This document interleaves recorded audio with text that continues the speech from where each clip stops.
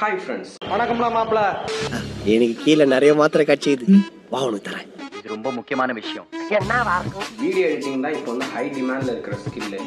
எக்ஸாம்பிளுக்கு நீங்கள் phone on பண்ண உடனே வர ஒரு ஸ்டோரியும் ஸ்டேட்டஸ் வர வீடியோஸ் எல்லாமே ஒரு எடிட்டர் எடிட் பண்ணது தான். அவ்வளோ நீங்கள் டிவி ஆன் பண்ணோடனே ஒரு சேனலில் வர எல்லா வீடியோஸ் எல்லா ப்ரோக்ராமுமே ஒரு எடிட்டர் டீமே செஞ்சது தான்.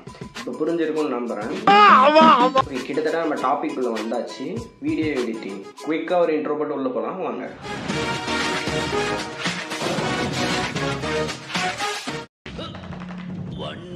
What is editing?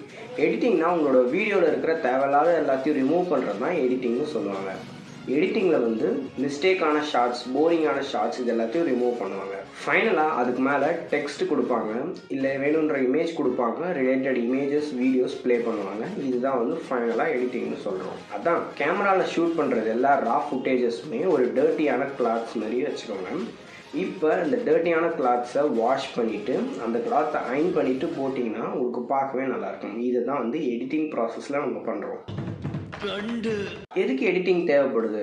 நீங்கள் எடுக்கிற அந்த ரா ஃபுட்டேஜஸ் வந்து நல்லா இருக்கிறதுக்காகவும் உங்களோட வீடியோஸை வியூவர்ஸ் வந்து ஸ்கிப் பண்ணிவிட்டு போயிடாமல் இருக்கவும். இப்போ கூட நீங்கள் பார்த்துட்டு இருக்கிறது ஸ்கிப் பண்ணி போகாமல் இருக்கிறீங்கன்னா அதுக்கு ஒரு எடிட்டிங் தேவைப்படுது. தேர்டு, மிஸ்டேக்ஸை மறைக்க யூஸ் பண்ணுறாங்க. ஃபோர்த்து வந்து கிளியரான ஸ்டோரியை வந்து டெலிவரி பண்ணுறதுக்காக அவங்க எடுக்கிற அந்த நோக்கத்தை வந்து கரெக்டாக அந்த எடிட்டிங் மூலயமா உங்களுக்கு புரிய வைக்கிறது. இதுக்கு எடிட்டிங் தேவைப்படுது. தேர்டு வந்து ஹவு டு எடிட். இதுதான் நம்மளுடைய வீடியோலேயே ரொம்ப முக்கியமான பகுதி. ஏன்னா இதில் தான் வந்து எப்படி எடிட் பண்ண போகிறோம்னு சொல்லி தரப்போகிறேன். நான் இந்த வீடியோவில் 7 ஸ்டெப்ஸ் சொல்லித்தரேன். இந்த 7 ஸ்டெப்ஸை ஃபாலோ பண்ணி ஒரு மேப் மாதிரி வச்சு இது மூலயமா உங்களால் ஈஸியாக டைம் சேவ் பண்ணுற மூலயமா எடிட்டிங் கற்றுக்கவும் முடியும், இன்னும் ப்ராக்டிஸ் பண்ணவும் முடியும். ஃபஸ்ட் ஸ்டெப்புக்கு போகிறதுக்கு முன்னாடி ஒரு 0 ஸ்டெப் இருக்குது. அது என்னென்னா, உங்களோட அவுட்புட் எப்படி வரப்போகுதுன்னு நீங்கள் ஒரு இமேஜினேஷன் பண்ணணும். அதாவது என்னோடய வீடியோ வந்து ஃபைனலாக இப்படி தான் கிடைக்கணுன்றதை நீங்கள் ஒரு இமேஜின் பண்ணி ஒரு காப்பி உங்கள் பிரைனில் வச்சுக்கணும்.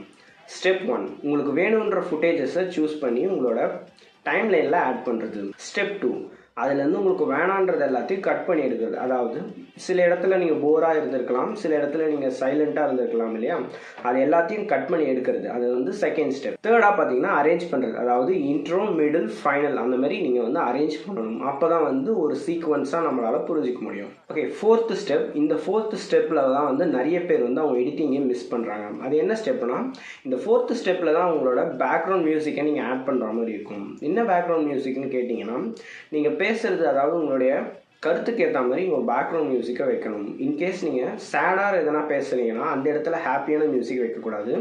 அந்த இடத்துல சேடாக மியூசிக் வச்சிங்கன்னா அந்த மெசேஜ் வந்து இன்னும் ஃபாஸ்ட்டாக டெலிவரி ஆகும். அதாவது நல்லா புரிஞ்சிக்க முடியும் வியூவர்ஸால்.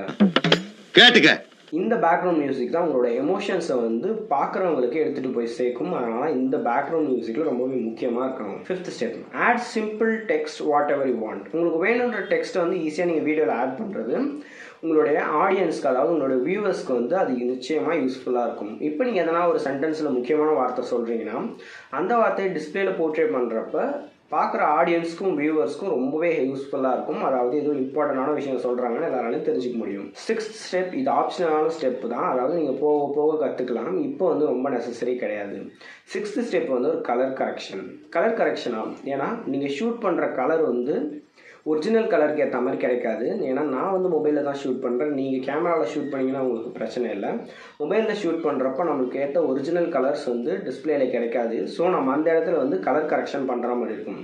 என்ன கலர் கரெக்ஷனாக, பிரைட்னஸ் அட்ஜஸ்ட் பண்ணுறது, எக்ஸ்போஷர் அட்ஜஸ்ட்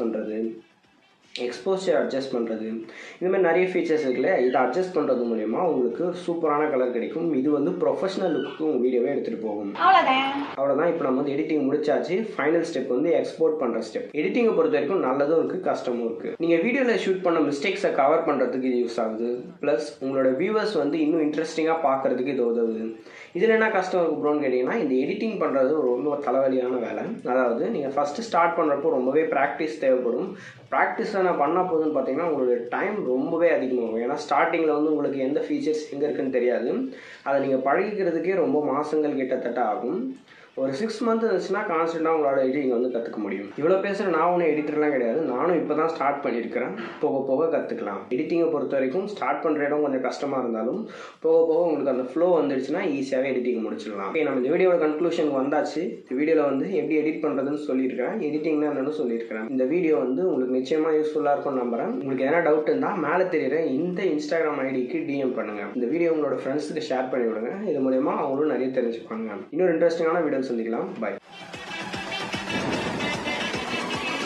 Yes!